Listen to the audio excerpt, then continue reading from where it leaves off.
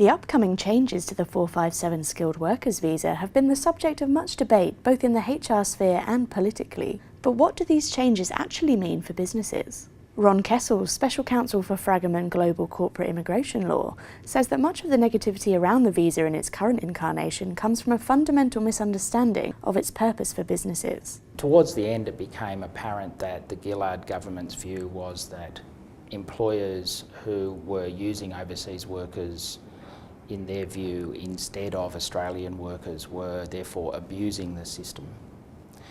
And what this shows is really a fundamental misunderstanding by government about how businesses use foreign workers, and that it's actually an essential necessity for many businesses working in a global economy.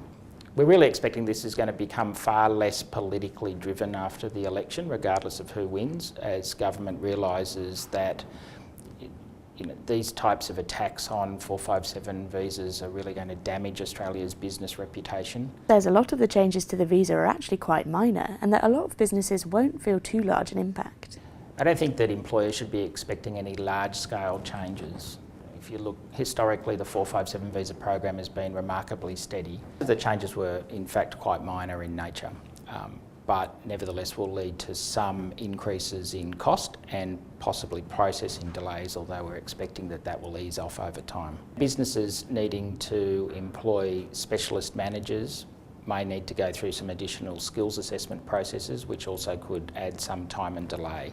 Beyond that, most businesses should be relatively unaffected. Kessels also notes that the biggest shift Fragomen have experienced has actually been in the growing demand for advice around bringing in foreign workers. One of the major changes that we're seeing is the increased demand from business for advice around their strategic planning of migration program and also compliance.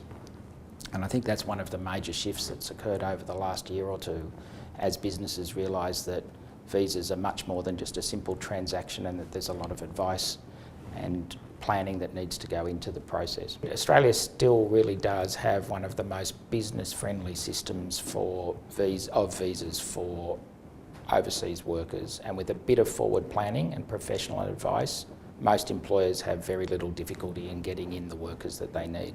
This is Hannah Temple reporting for HC Online.